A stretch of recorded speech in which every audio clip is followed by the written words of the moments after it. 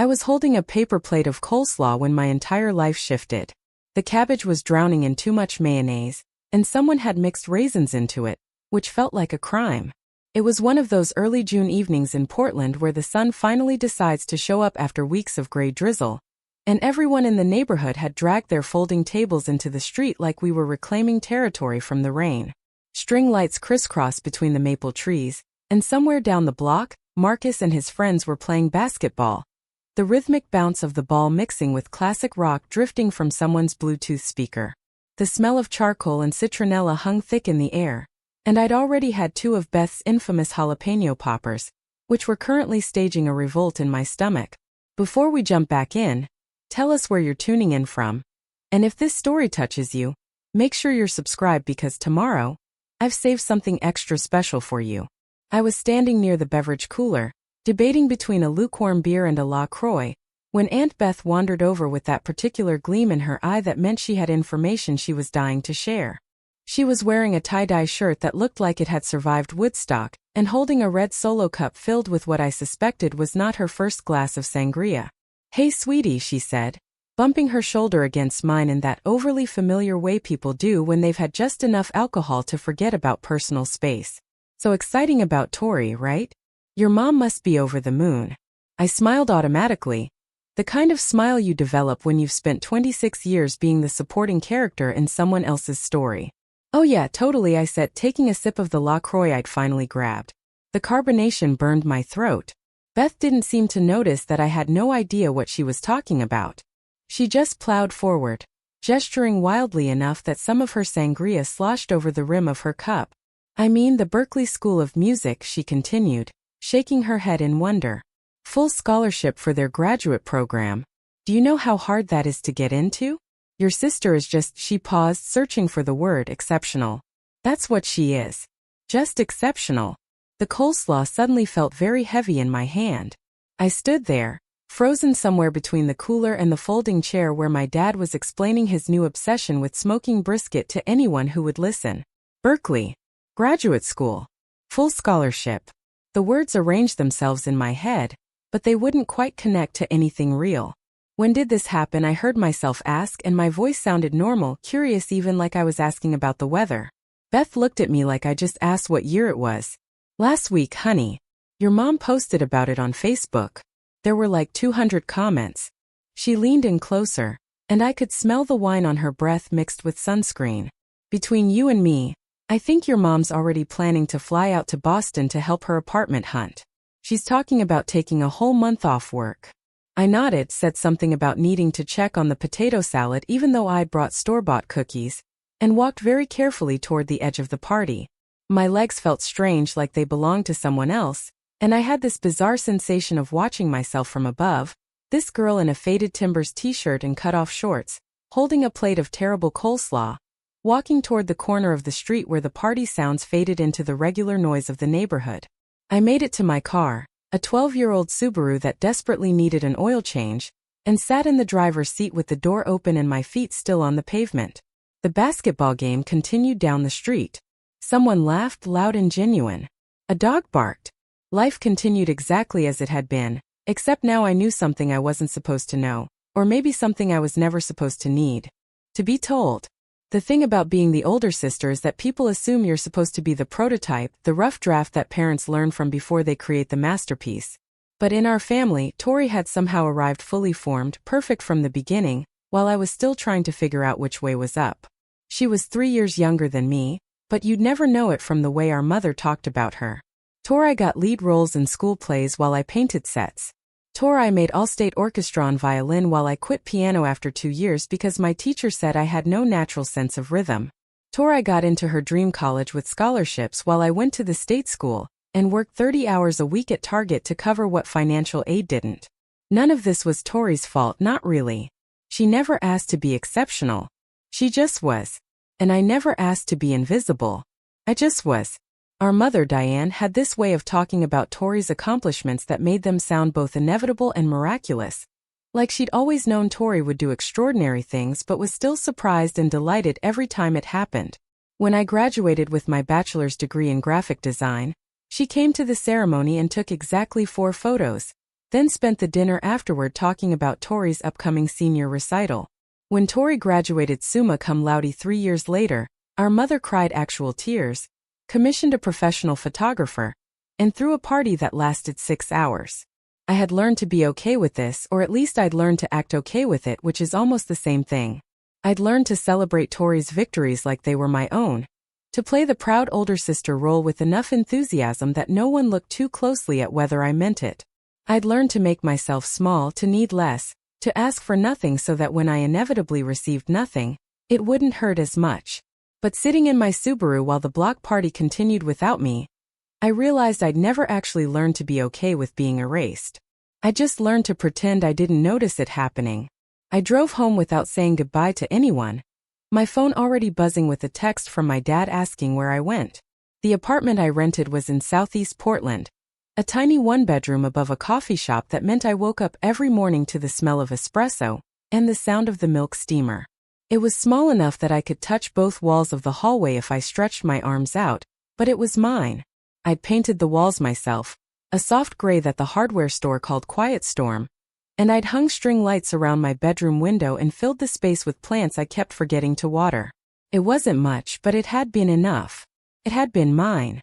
I sat on my couch, an ancient thing I'd found on Craigslist that sagged in the middle, and opened Facebook for the first time in 3 weeks. I didn't have to scroll far.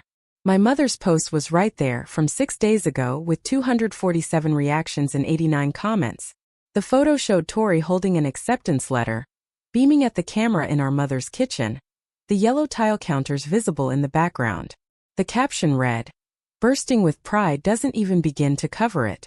My brilliant Victoria has been accepted to Berklee College of Music's graduate program with a full scholarship.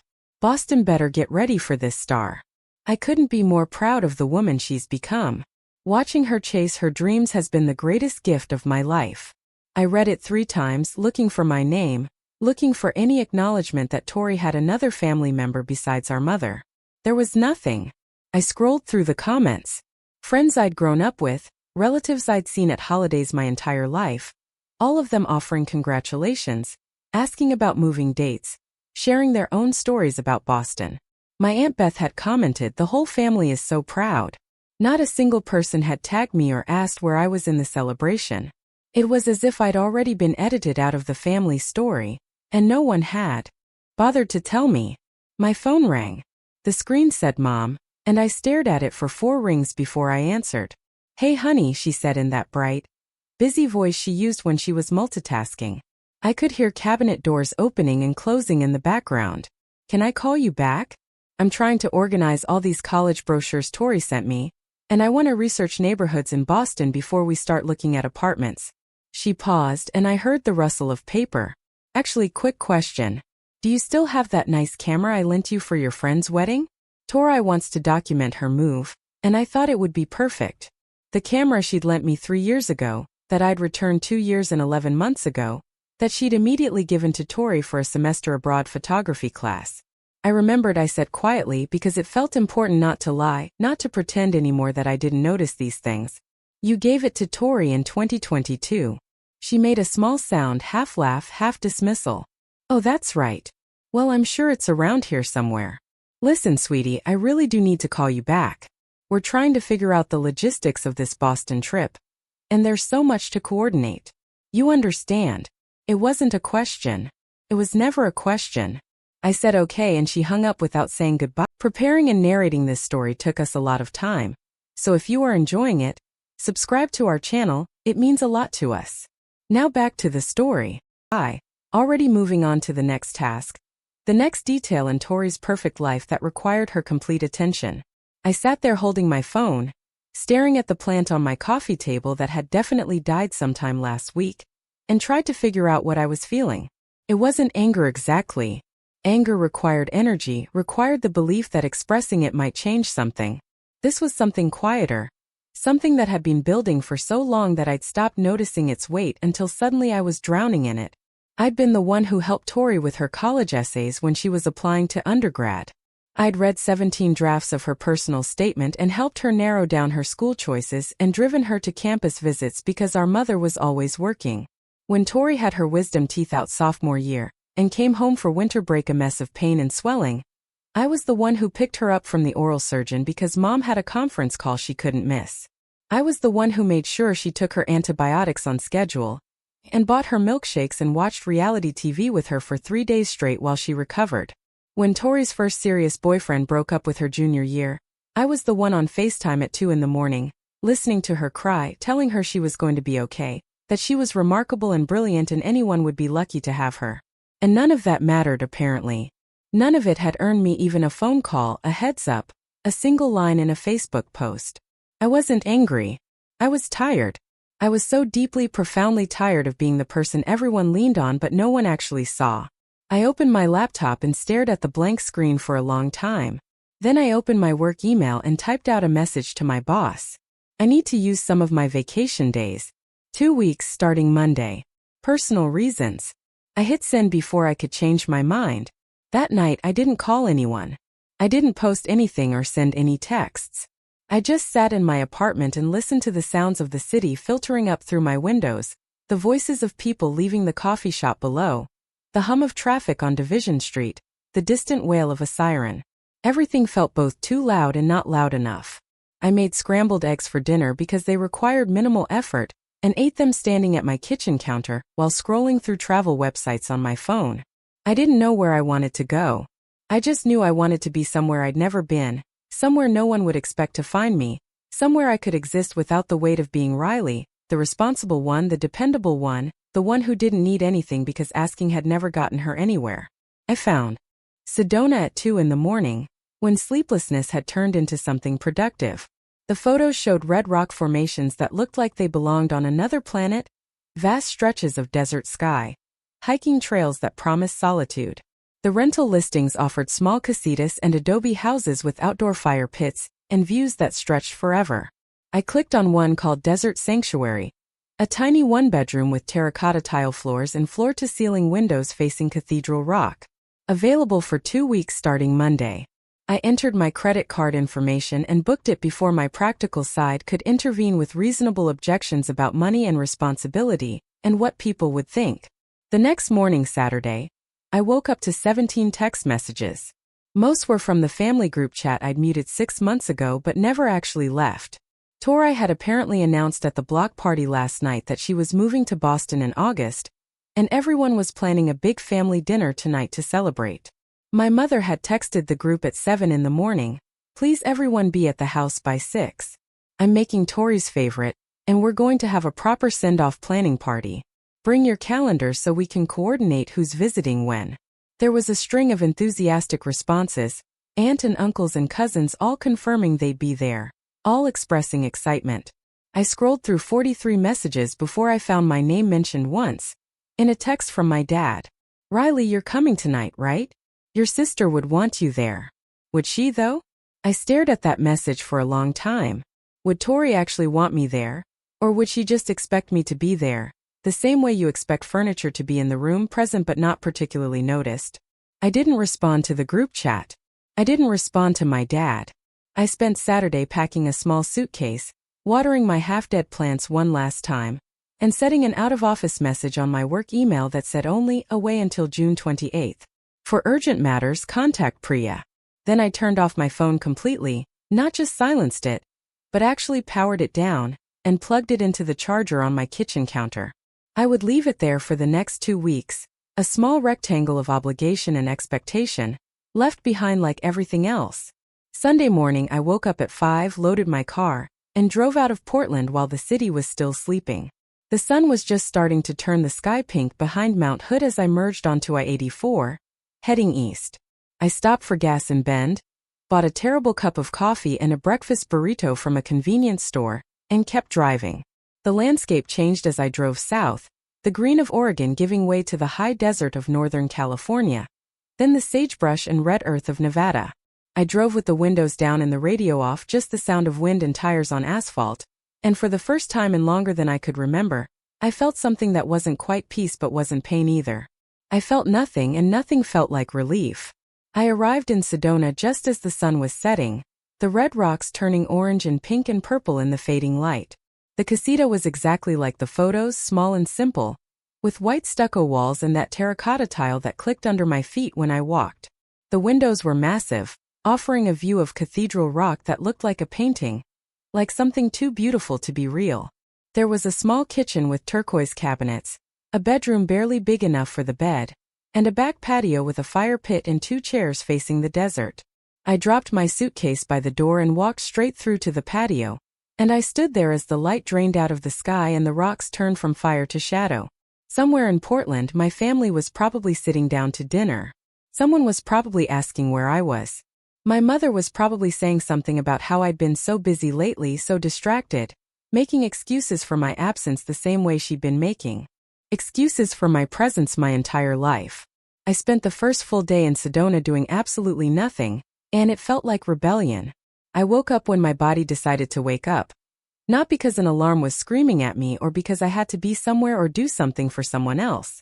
The sunlight was already streaming through those massive windows, turning everything in the casita gold and warm, and I just lay there for a while, staring at the rough wooden beams across the ceiling and listening to the silence. Real silence, not the kind you get in a city where there's always an undercurrent of traffic or voices, or the hum of other people's lives bleeding through walls. This was the kind of silence that felt physical, like you could reach out and touch it. I made coffee in the tiny kitchen, using the French press I found in one of the turquoise cabinets, and took it out to the patio. The morning air was cool, that desert cool that disappears the moment the sun gets serious about its work, and I wrapped myself in the blanket from the bed and sat in one of the metal chairs facing Cathedral Rock. The rock formation looked different in morning light, softer somehow, less dramatic than it had been at sunset but more real. I could see the details now, the layers of sediment, the places where wind and water had carved patterns into stone over millions of years. It made my problems feel appropriately small, which was either depressing or comforting depending on how I looked at it. I didn't check my phone because my phone was still sitting on my kitchen counter in Portland, plugged in and powered off, probably buzzing with increasingly concerned messages that I would never read. I'd brought my laptop but I hadn't opened it. I'd brought a book but I hadn't cracked the spine. I just sat there drinking coffee that was too strong and watching the light change on the rocks and feeling absolutely nothing, which was the best I'd felt in years. Around noon, when the heat started to feel serious, I went inside and made a sandwich from the groceries I picked up at a Whole Foods on the drive-in. Turkey and Swiss on sourdough, nothing fancy, but I ate it slowly, sitting at the small wooden table by the window, and it tasted better than anything I'd eaten in recent memory because no one was talking at me while I chewed. No one was asking me for anything, no one needed me to be anywhere but exactly where I was. That afternoon I did something I hadn't done since I was a kid. I took a nap just because I felt like it, not because I was sick or exhausted or catching up on sleep debt from a brutal work week. I just lay down on top of the covers in the bedroom, with the window cracked open enough to let in the smell of juniper and sage, and I slept for 2 hours in the middle of the day like it was the most natural thing in the world. When I woke up, the light had shifted, and the rocks outside were glowing that late afternoon gold that photographers chase. I felt disoriented for a moment, that strange sensation of not knowing where you are or what day it is, and then I remembered. Sedona. Alone. Free. The words settled over me like the blanket I'd been sleeping under. I thought about my family intermittently, the way you think about a show you used to watch but don't anymore. I wondered if they'd gone ahead with the dinner, if anyone had actually noticed I wasn't there, or if my absence had been as invisible as my presence usually was. I wondered if my mother had called my apartment, if she'd driven by to check on me, if she'd experienced even a flicker of worry, or if she just assumed I was busy, distracted, caught up in my own small life that didn't require her attention. I wondered if Tori had asked about me, if she'd looked around the table and thought it was strange that her only sister wasn't there to celebrate with her, or if she'd been too caught up in the excitement of her own accomplishments to notice the gap where I should have been. But these thoughts didn't hurt the way they used to. They were just thoughts, observations, like noticing it was hot outside or that the coffee was getting cold. Distance had done something to the sharp edges of my feelings, worn them down like water on stone, and I found I could examine them without bleeding.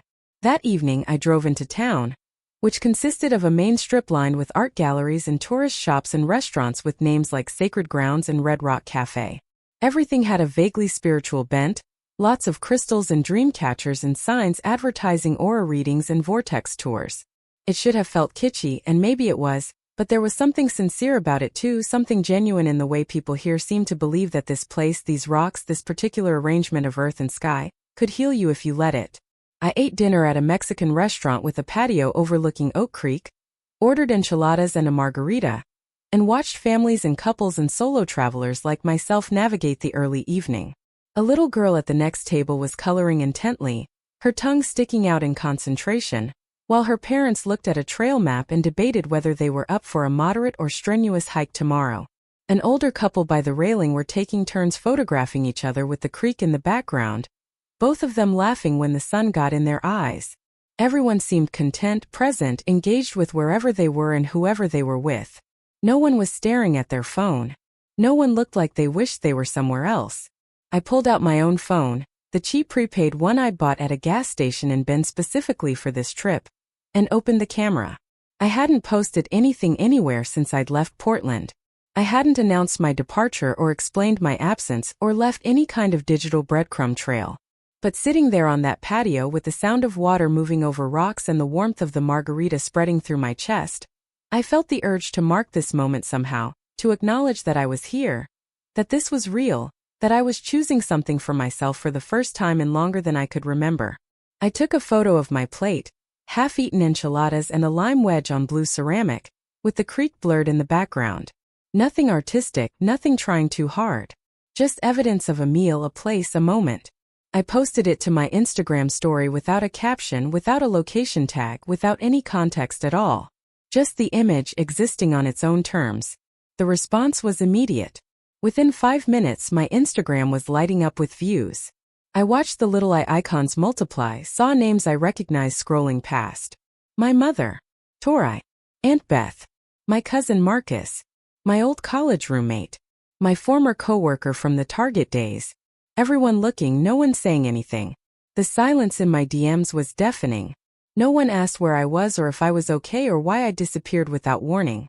They just looked, consumed the image and moved on. Felt exactly right. I wasn't asking for concern or demanding attention. I was simply saying I'm here. I exist. This is what my life looks like when you're not in it. And apparently that was enough to render everyone speechless. I finished my margarita and ordered another one, which was unlike me. Responsible Riley didn't have 2 margaritas on a Monday night. Responsible Riley nursed one drink and switched to water and got home at a reasonable hour and set her alarm for the morning. But responsible Riley was back in Portland, and I was someone else now, someone who was still figuring out who she was but knew at least that she was tired of following rules that had never served her. The second margarita was stronger than the first, or maybe I was just feeling it more. And by the time I paid my check and walked back to my car, the sun had set and the air had cooled and the stars were starting to appear in a sky so dark and clear it looked like someone had punched holes in black velvet and hung it overhead. I drove back to the casita slowly, carefully, very aware that 2 margaritas and dark winding roads were not a great combination but also feeling invincible in that dangerous way that comes from making decisions purely for yourself. The casita was dark when I arrived, and I didn't turn on any lights. I just walked through to the back patio and sat in one of the metal chairs and stared up at the sky. I'd forgotten what stars looked like when you weren't competing with city lights. There were so many of them, so many that they stopped being individual points and became a wash of light, a river of it flowing across the darkness. I sat there for an hour, maybe more, just breathing and watching and feeling very small and very free at the same time. Tuesday morning, I woke up with a slight headache and a resolve to actually do something with my day beyond sitting and thinking. I'd seen signs for hiking trails all over town, and while I wasn't exactly an experienced hiker, I owned a pair of sneakers and a water bottle, and that seemed like enough. I chose Cathedral Rock Trail because it was right there, visible from my patio, and because the internet said it was challenging but short, only 1.5 miles round trip. What the internet failed to adequately convey was that 1.5 miles could feel like 10 when you were essentially climbing a vertical rock face in 90-degree heat. I started the hike at 8 in the morning, which the ranger at the trailhead said was smart, before the real heat hit. The trail started easy enough, a gentle incline through scrub brush and red dirt, but within 15 minutes it turned into a scramble, requiring both hands and feet to navigate smooth rock faces and steep drop-offs. I passed a couple on their way down who looked like they did this sort of thing professionally, all technical gear and toned muscles, and they smiled at me encouragingly and said, "You're almost to the saddle, it's worth it." I nodded and tried to look like I wasn't already questioning every decision that had led me to this moment. But they were right. When I finally pulled myself up and over the last steep section and emerged onto the saddle, the flat area between two peaks, I understood why people did this. The view was absurd, panoramic, the kind of thing that makes you understand why ancient people thought certain places were sacred. I could see the entire valley, Sedona spread out below like a toy town, and red rock formations in every direction, each one distinct and strange and beautiful. The wind up here was constant, strong enough that I had to brace myself, and it carried the smell of sun-baked stone and something green and alive that I couldn't identify. I found a smooth spot on the rock and sat down, dangling my legs over the edge in a way that would have horrified my mother, and I just breathed. Other hikers came and went, some stopping to take photos, others just touching the summit and heading back down. A few people were meditating, sitting cross-legged with their eyes closed, faces turned toward the sun. One woman had brought a journal and was writing intensely, her pen moving across the page like she was trying to capture something before it escaped. I pulled out my phone and took a photo, this time of my feet dangling over the edge with the valley spread out below. My sneakers looked dusty and out of place against all that natural grandeur, but there was something honest about it, something that said, I don't know what I'm doing, but I'm doing it anyway. I posted it to my story without thinking too hard about it, and again the views rolled in immediately. More names. More silence. Still no one reaching out, but everyone watching. I stayed on that summit for almost 2 hours, long enough that the sun shifted position and the shadows changed and the heat started to feel less like warmth and more like aggression. On the way down I slipped twice, once catching myself with my hands against rough rock that scraped my palm, and once landing hard on my hip in a way that would definitely leave a bruise.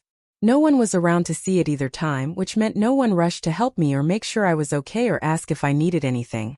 I just got up, brushed the red dirt off my shorts and kept going. Felt like practice for something, though I wasn't sure what. Back at the casita, I showered for 20 minutes, letting the water wash away layers of dust and sweat, and something else I couldn't name.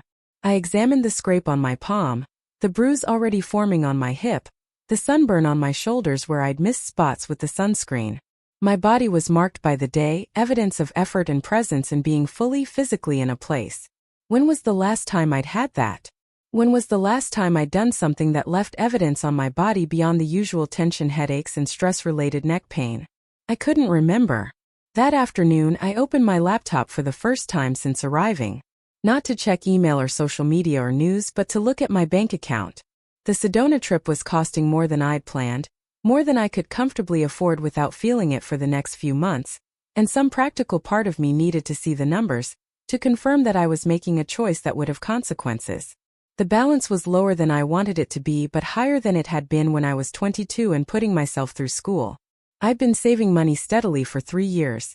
Ever since I'd gotten my current job at a small design firm downtown. Saving for what, I'd never quite articulated. A new car eventually. An actual vacation maybe. A cushion for emergencies. But what I realized staring at those numbers on the screen was that I'd been saving for permission. Saving up enough stability that I could afford to make one purely selfish choice without completely derailing my life. And here I was making it. Spending money on a casita I didn't need in a place I'd never been.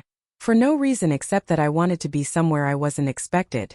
It was the most irresponsible thing I'd done since I dropped out of my high school boyfriend's band when I was 17 to focus on college applications. And it felt better than any responsible choice I'd made in the decades since.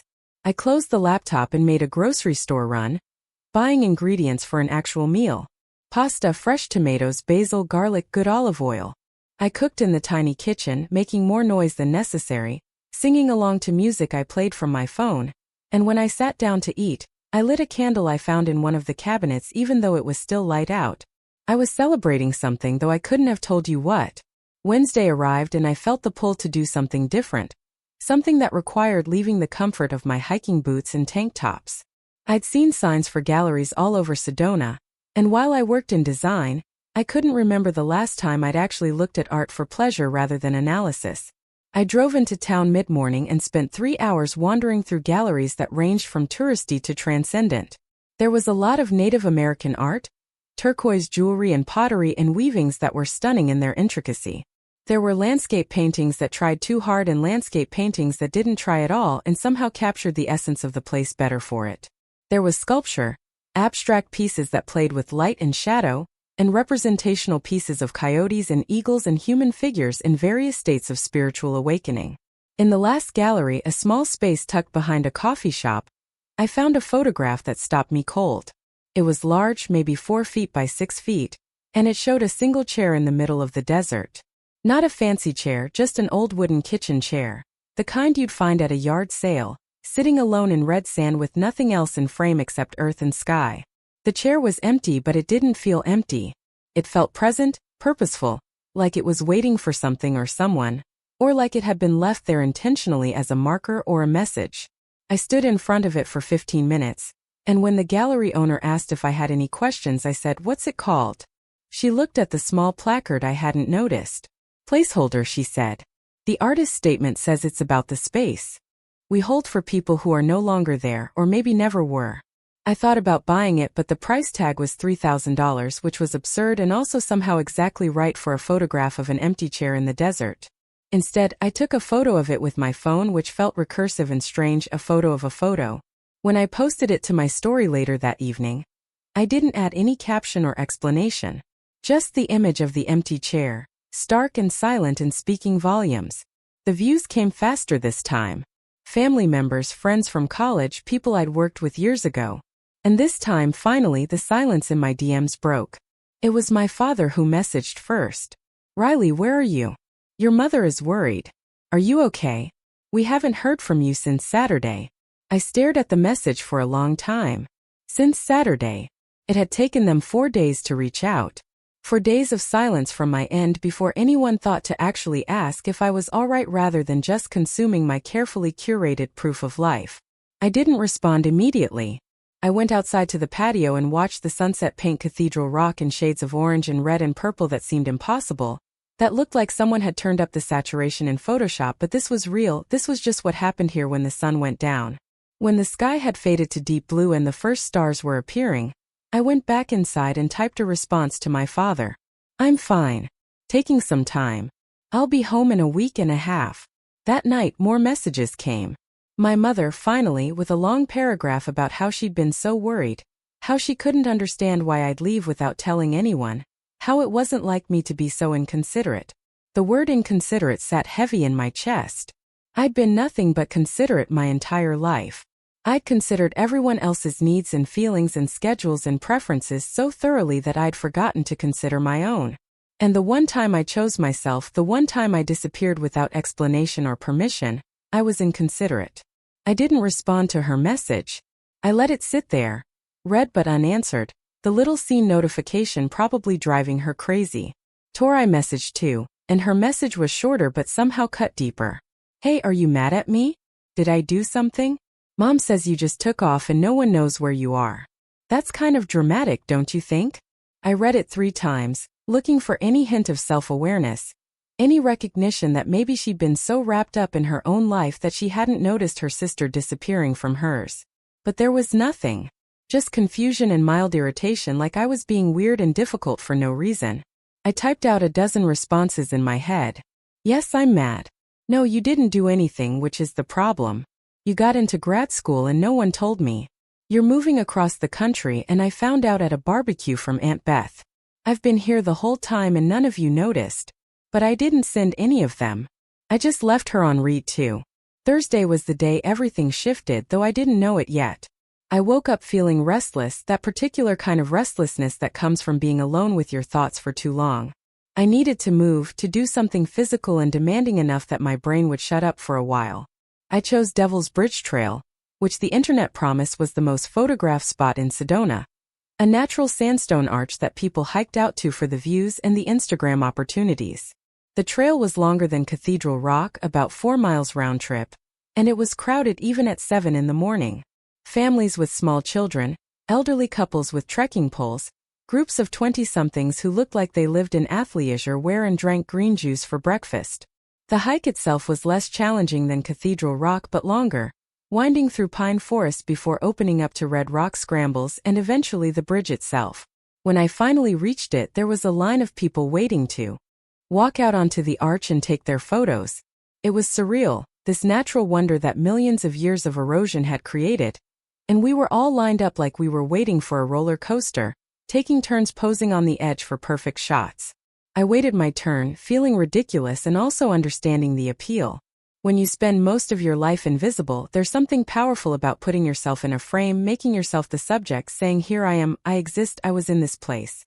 When it was finally my turn, I walked out onto the bridge and immediately understood why people did this. The drop was significant, hundreds of feet down to the canyon floor, and the rock under my feet was smooth and warm from the sun.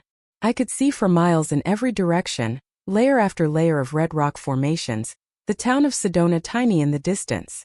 The wind was strong enough that I had to lean into it, and for a moment I had this wild thought that it would be so easy to just let go, to let the wind take me, to stop holding on so tight to everything. Not in a suicidal way, just in a what-if way, a momentary vertigo of possibility. The woman behind me in line asked if I wanted her to take my photo, and I said yes before I could overthink it. I handed her my phone and stood there, not posing exactly, just existing in the space. She took 3 photos and handed the phone back, smiling that encouraging smile strangers give each other when they're both participating in the same tourist ritual. I looked at the photos as I walked back off the bridge. In all 3, I looked small against the landscape, dwarfed by the scale of rock and sky. My hair was messy from the wind, my face was red from exertion, and I wasn't smiling in that performative way people smile for photos. I just looked present, solidly there, and something about that felt important. I didn't post the photo right away.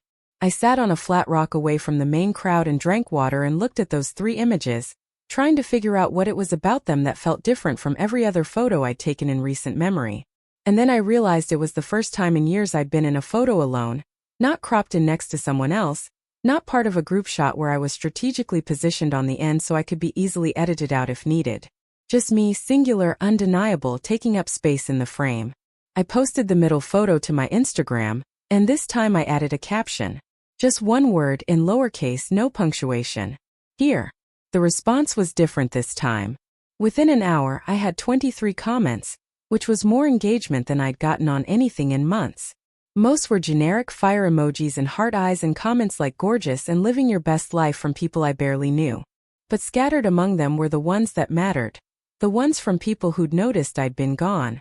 My college roommate wrote, "Okay, but where are you and why didn't you tell me you were going on an adventure?"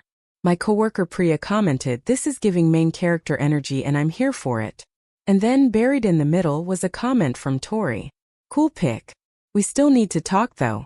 I read that comment 5 times, analyzing the tone, the word choice, the presumption that she was owed a conversation. We still need to talk, as if I was the one who'd done something wrong. As if my absence required explanation and justification and eventual return to the status quo. I didn't respond to any of the comments. I just let them accumulate, let people see that I'd been seen, and then I put my phone away and hiked back down the trail, my legs burning in that good way that meant I'd actually done something physical, something real. That afternoon I drove to a place called Slide Rock State Park, which turned out to be exactly what it sounded like. A natural water slide carved into Oak Creek where families came to splash around and cool off. The water was shockingly cold, that kind of cold that takes your breath away when you first step in, but after the heat of the hike, it felt necessary, purifying even. I waded in up to my knees and watched kids hurling themselves down the smooth rock chute, screaming with delight as the current carried them into deeper pools below. Adults stood in the shallows with their phones in waterproof cases, documenting every moment, while teenagers tried to look cool and unimpressed even as they lined up for their turn on the slide. I found a spot on the rocks away from the main chaos and sat with my feet in the water, feeling it rush past my ankles, cold and constant and utterly indifferent to everything happening on the banks. A family set up near me, parents and 3 kids ranging from maybe 5 to 12, and I watched them with the detached fascination of an anthropologist.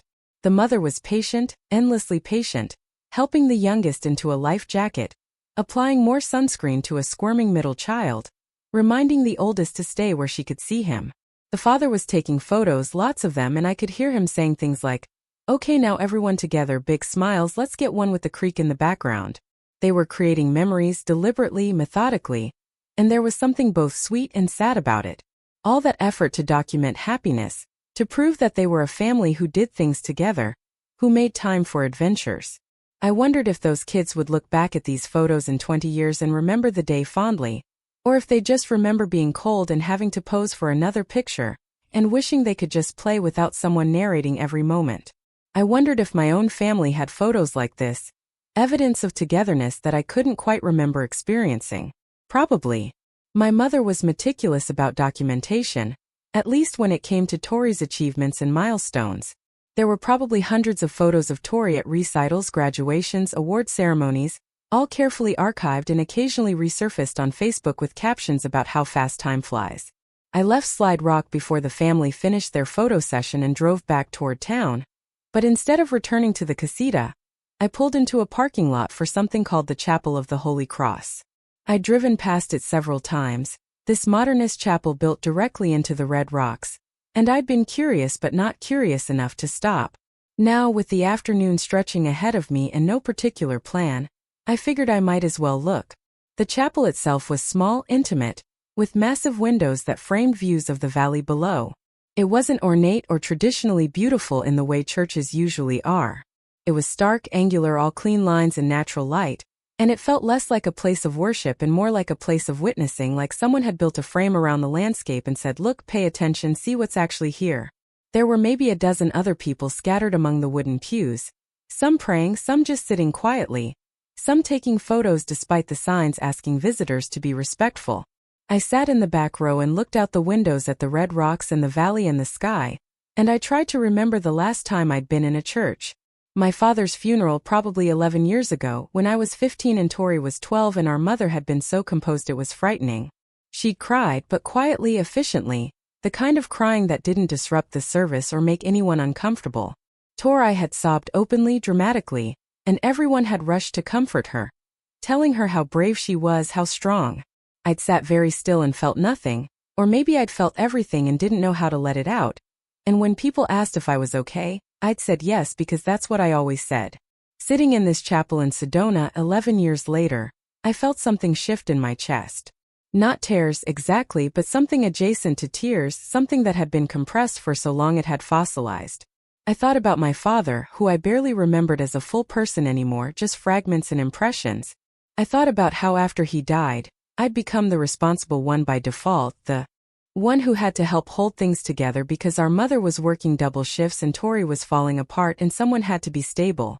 I thought about how I'd never been given permission to not be okay, how I just absorbed the expectation that I would manage, would cope, would figure it out. And I had. I'd figured it out so well that everyone had forgotten I might have needed something too.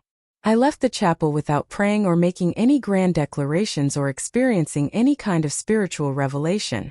I just left feeling slightly more hollowed out than when I'd arrived, which seemed like its own kind of progress. Back at the casita, I made dinner from leftovers, ate it without tasting it much, and went to bed early even though it was barely 8 o'clock. I was tired in a way that sleep wouldn't fix, but I tried anyway, pulling the covers up and listening to the desert silence and eventually drifting off to dreams I wouldn't remember. Friday morning, I woke up to my phone buzzing with notifications, which was strange because the cheap prepaid didn't have my regular contacts. But I'd logged into Instagram, and apparently that was enough. There were 17 DMs waiting for me, accumulated overnight while I slept. Most were from people I hadn't talked to in years, casual acquaintances and distant relatives, all suddenly very interested in where I was and what I was doing and when I was coming back. I scrolled through them without opening any, just reading the preview text. "Your mom is really worried. Are you okay? This isn't like you. We should catch up when you're back. So cool that you're traveling." Every message a variation on the same theme, performance concern or performance enthusiasm, no one actually asking what I needed or whether I was happy. The last message was from my mother, sent at 2 in the morning, which meant she'd been up late thinking about this, worrying about this, or more likely, working herself into a state of justified anger about this. The message was long, longer than the preview could show, and I opened it before I could stop myself. "Riley, I don't understand what's going on with you. You leave without telling anyone, you ignore our messages, you post cryptic photos like everything is fine but you won't actually talk to us. Do you know how worried I've been? Do you know what people are asking me? I don't know what to tell them. Your sister is about to make the biggest move of her life, and instead of being here to support her, you're off doing whatever this is. I need you to call me today. We need to talk about what's going on because this behavior is not acceptable. I read the message twice, then put my phone down and made coffee. My hands were shaking slightly, that physical response to emotional confrontation that your body has whether you want it or not. The message was so perfectly my mother, so precisely calibrated to make me feel guilty and selfish and wrong for choosing myself. Your sister is about to make the biggest move of her life. As if Tori's life was the only one that mattered. As if I didn't have a life that might also contain significant moments and decisions and needs. As if my entire purpose was to exist in orbit around Tori's achievements, reflecting her light back to her, making sure she shined as brightly as possible. I took my coffee out to the patio and watched the sun come up over Cathedral Rock, the light turning the stone from shadow to fire in the space of 10 minutes. I thought about calling my mother. I thought about explaining myself, justifying my absence, apologizing for worrying her. I thought about all the things I could say that might make this easier, that might smooth everything over, that might allow me to go back to Portland and resume my role as the dependable one, the one who didn't cause problems. And then I thought about the empty chair in that photograph, the placeholder, the space held for someone who wasn't there. And I realized I'd been that empty chair for years, present but not really present, there but not really there, holding space in the family photo but never quite in focus. I didn't call my mother. I finished my coffee, went inside and opened my laptop. I'd been thinking about this for days, circling around it without quite landing on it, but now it felt clear. I opened a new document and started typing. Not a message, not an explanation, just thoughts. Observations. A catalog of all the ways I'd disappeared long before I'd gotten on a plane to Arizona. The time I'd graduated college and my mother had spent the celebration dinner talking about Tori's upcoming senior year. The time I'd landed my first real design job, and no one had asked about it because Tori had just made first chair in orchestra. The time I'd been hospitalized for 3 days with pneumonia, and no one had visited because Tori had a recital they couldn't miss. The time I'd broken up with my boyfriend of 2 years and my mother had said, "Well, you were probably too busy for a relationship anyway," as if my being busy was a personality trait rather than a survival strategy. I wrote for 2 hours, filling pages with memories I'd tucked away, moments I'd convinced myself didn't matter. And when I was done, I had a document that was part journal entry, part evidence, part letter I would never send. I saved it with the title Things I've Learned About Being Invisible and closed the laptop. I felt lighter, somehow like I'd set something down that I'd been carrying for so long I'd forgotten it had weight. That afternoon, I drove into town and bought art supplies at a tourist shop that sold everything from dream catchers to watercolor sets. I hadn't painted since a required art class in high school, where I'd been told I had decent technical skill but no real vision, which had been enough to make me never try again. But now, sitting in a casita in the middle of the desert with no one watching and no one judging, I thought maybe I'd try again anyway. I set up on the patio with a cheap watercolor set, a pad of paper that cost too much, and a cup of water from the kitchen tap. I had no idea what I was doing, which was precisely the point. I mixed colors randomly, red and orange and yellow, trying to capture the way the rocks looked at sunset. The results were terrible, muddy and amateurish, the kind of thing a generous person might say showed promise if they were being kind. I didn't care. I painted for 3 hours, going through half the paper in the pad, making mess after mess, and it felt better than any successful project I'd completed in recent memory. There was something freeing about being bad at something, about doing it anyway, about not needing it to be good or productive or worthy of anyone's attention. As the sun started to set, I took a photo of my workspace, the muddy paintings, the cup of dirty water, my hands stained with color. I posted it with a caption, "Learning to make messes," and the responses were immediate and enthusiastic. People loved the vulnerability of it, the authenticity, the break from the carefully curated feed I usually maintained. My college roommate commented, "This is the Riley I remember," and something about that made my throat tight. There had been a Riley before all this, before I'd learned to disappear. And maybe she was still in here somewhere, under all the layers of responsibility and accommodation and making myself small. Saturday arrived and I realized I was halfway through my 2 weeks, which meant I was halfway to having to go back. The thought sat heavy in my stomach all morning. I didn't want to go back. I didn't want to return to my apartment above the coffee shop, to my job designing marketing materials for companies I didn't care about, to my family who would expect me to slot back into my role like nothing had happened. But I also didn't have a plan for what came next. I couldn't stay in Sedona forever. The casita was only rented through next Sunday. I had a job, responsibilities, a lease. I had a life, even if it wasn't a particularly satisfying one. I couldn't just abandon everything because I'd had a nice 2 weeks alone in the desert. That would be dramatic and irresponsible, and all the other things my mother would say if I even suggested it. I spent the morning hiking again. Different trail this time. Something called Soldier Pass that promised ruins and caves, and a giant sinkhole called Devil's Kitchen. The trail was moderate, winding through desert landscape that felt more remote than the popular spots I'd visited earlier in the week. I passed fewer people, just the occasional serious hiker with a camelback and trekking poles, and for long stretches I was completely alone. The silence was different here, heavier somehow, the kind of quiet that made you aware of your own breathing, your own footsteps, the small sounds of your body moving through space. I found the ruins first, or what was left of them. Just a few stone walls that had somehow survived centuries of weather and time. There was a plaque explaining that these had been built by the Sinagua people, that they'd lived here hundreds of years ago, that they'd built homes and communities and lives in this harsh landscape and then disappeared, leaving only these fragments behind. I stood looking at the walls, trying to imagine the people who'd built them, what their days had been like, what they'd worried about, what had made them laugh. Did they feel invisible sometimes, I wondered. Did they have family members who took them for granted, who expected their labor and care but never really saw them? Probably. That seemed like a pretty universal human experience. The sinkhole was further up the trail. A massive collapse in the earth that dropped down into darkness. There were railings to keep people from getting too close, and signs warning about the unstable edges, but I could still see down into it, down into that perfect circle of absence. It had been caused by an underground cavern collapsing, the plaque said, the ground just giving way one day after years of erosion working invisibly below the surface. I thought about that, about how something could look solid right up until the moment it wasn't, about how collapse could seem sudden even when it had been building for years.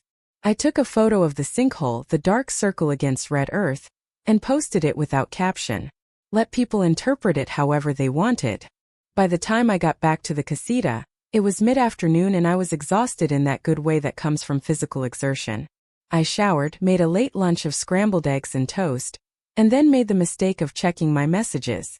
There were 37 unread, accumulated over the past 2 days while I'd been mostly ignoring my phone. I scrolled through them quickly, categorizing. Generic concern from distant relatives. Passive-aggressive worry from my mother. 3 messages from Tori that progressed from confused to annoyed to angry. Messages from coworkers wondering when I'd be back. A message from my landlord about a package that had been left outside my door. And then at the bottom, a message from my father that stopped me cold. Riley, I know you're upset and I know you have your reasons. Your mother doesn't understand why you left, but I think maybe I do. I'm not asking you to come back before you're ready. I just want you to know that I see you. I've always seen you. I'm sorry if that doesn't feel true. I'm sorry if we made you feel like you had to disappear to be noticed. Take the time you need. We'll be here when you get back. Dad. I read it 5 times, looking for the catch, the guilt trip, the subtle manipulation that would make it hurt worse. But it wasn't there. It was just straightforward, honest, the kind of thing my father used to say before he got sick, before he died, before I learned to stop expecting anyone to actually see me. I didn't know how to respond. I didn't know if I should respond. So I just let it sit there, marked as read, acknowledged but not answered. That evening I drove back into town and went to a restaurant I'd been avoiding all week. An upscale place with a wait list and a dress code and prices that made me wince. I brought one nice outfit with me, a sundress I'd thrown in at the last minute in case I needed it for some reason, and I put it on and drove into town and put my name on the wait list like I was someone who did this kind of thing regularly. The host gave me a pager that would buzz when my table was ready, and I wandered the outdoor mall area, looking in shop windows and watching other tourists and feeling like I was playing a character in a movie about someone having a midlife crisis 15 years too early. When my pager buzzed, I was seated at a small table on the patio, overlooking the same creek I'd seen at the Mexican restaurant earlier in the week. The menu was intimidating, full of ingredients I couldn't pronounce and preparation methods I didn't understand. I ordered the second cheapest entree, a pasta dish with wild mushrooms and truffle oil, and a glass of wine that cost almost as much as the meal. When it arrived, it was beautiful, arranged on the plate like art, and it tasted even better than it looked. I ate slowly, deliberately, tasting every bite, and halfway through I realized I was crying. Not sobbing, just quiet tears running down my face while I ate $10 pasta and drank expensive wine, and watched the light fade from the sky. The server came by to check on me and noticed the tears and asked if everything was okay with the meal. I said yes, it's perfect, I'm just having a moment. She nodded like she understood, like she'd seen this before. People sitting alone in nice restaurants crying over food that tasted like someone cared about its existence. She brought me extra bread without asking and didn't hover or make it weird. And when I paid the check, I left a tip that was probably too generous but felt necessary, like a thank you for witnessing my small breakdown without making me explain it. I drove back to the casita with the windows down, letting the cool desert night air wash over me. And when I got there, I didn't go inside right away. I just sat in the car in the driveway, looking at the lit windows of the little adobe structure that had been my home for a week. And I felt something I hadn't expected. I felt sad about leaving. Not sad about going back to Portland exactly, but sad about leaving this version of myself behind. This Riley who painted badly and hiked alone and cried in restaurants and didn't apologize for taking up space. I knew I couldn't be her forever. I knew reality was waiting, bills and responsibilities and family expectations, and all the machinery of normal life that required me to be smaller, quieter, more accommodating. But for just a moment, sitting in that driveway under a sky full of stars, I let myself imagine what it would be like if I didn't go back. If I just stayed here, found a job, rented a cheaper place, started over in a town where no one knew me as the dependable one, the invisible one, the one who could be counted on to disappear without complaint. The fantasy lasted maybe 10 minutes before practical reality reasserted itself. I didn't have enough savings to start over. I didn't have contacts in Sedona or job prospects or any real plan beyond a vague sense that I deserved something different. And more than that, I wasn't sure I was brave enough to actually blow up my life, to cut ties and start fresh and deal with the aftermath of choosing myself that completely. So I went inside, changed into pajamas and crawled into bed with my laptop, intending to watch something mindless until I fell asleep. Instead, I found myself opening that document I'd written, the Catalog of Invisibility, and reading through it again. It was worse than I remembered, more comprehensive, more damning. 12 single-space pages of moments where I'd been overlooked, dismissed, taken for granted, or simply erased from the narrative of my own family. And the worst part was that none of it was dramatic. There was no abuse, no overt cruelty, no moments where someone had intentionally hurt me. It was all just casual thoughtlessness, repeated so many times over so many years that it had become the baseline of our relationships. My mother wasn't a villain. She loved me in her way. She just loved Tori more, or at least more obviously, more publicly, with more enthusiasm and attention and resources. And Tori wasn't cruel. She was just oblivious, so caught up in her own life and achievements that she'd never stopped to wonder whether her sister might need something too. I added a new section to the document, titled What Happens Next, and then I stared at the blank space below it for 20 minutes without typing anything. Because I genuinely didn't know. I didn't know how to go back to Portland and maintain the boundaries I'd discovered here. I didn't know how to tell my family that things needed to change without sounding petty or jealous or dramatic. I didn't know how to ask for what I needed when I wasn't entirely sure what that was beyond some vague sense of visibility, acknowledgement, the feeling that my presence or absence mattered to someone besides myself. Finally, I typed one sentence. I deserved to be seen. Then I closed the laptop and turned off the light and lay in the darkness listening to the silence until sleep finally came. Sunday morning felt different, heavier with the knowledge that I only had 1 week left before I had to return to real life. I woke up early and decided to do something I'd been avoiding, something that felt too vulnerable, too openly emotional. I drove out to a spot I'd read about online, a lookout point off Highway 89A that offered panoramic views of the entire valley. It required getting up before dawn, driving 20 minutes on winding roads in the dark, and then hiking a short quarter-mile to the viewpoint. When I arrived, there were already a dozen other people there. Photographers mostly, setting up tripods and checking light meters and talking in hushed voices about cloud cover and timing. I found a spot away from the main group and sat on a flat rock, wrapping my arms around my knees and waiting for the sun to rise. The sky began changing slowly, dark blue fading to purple, then pink, then orange, the colors spreading across the horizon like watercolor bleeding across wet paper. And then the sun crested the distant mountains and suddenly everything was on fire. Every rock formation glowing red and gold, The whole valley transformed into something otherworldly and perfect. People around me were clicking cameras frantically, trying to capture it, and I understood the impulse, but I didn't join them. I just watched, trying to memorize it, trying to burn it into my brain so I could carry it back to Portland with me. When the show was over and the sun had climbed high enough that the light was normal again, most people packed up and left. I stayed, watching the valley come to life below, seeing the tiny cars on the highways, the buildings of Sedona starting their day, the ordinary world resuming its ordinary rhythms. I pulled out my phone and opened the camera, but instead of taking a photo of the landscape, I turned it around and took a selfie. My hair was a mess, I wasn't wearing makeup. The morning light was harsh and unflattering. I looked tired and real and more like myself than I had in any photo I could remember. I posted it with a caption that took me 15 minutes to write and rewrite. Sometimes you have to leave to find out who you are when no one's watching. Sometimes you have to disappear to learn how to be visible. Sometimes the best thing you can do is choose yourself, even when it feels selfish, especially when it feels selfish. I'm learning that I matter, even when no one's paying attention. Especially then. The response was immediate and overwhelming. Within an hour, I had over 100 likes and dozens of comments, more engagement than anything I'd ever posted. People were saying things like, "This is so powerful and needed to hear this today and proud of you for taking this time." But mixed in with the support were the comments I'd been expecting, the ones from family members who felt called out, who recognized themselves in my words even though I hadn't named anyone specifically. My mother commented, "We've always supported you, Riley. I don't understand where this is coming from." Tori commented, "Wow, okay, I guess we're doing this publicly now." My Aunt Beth commented, "Family is everything, honey. Don't forget that." I didn't respond to any of them.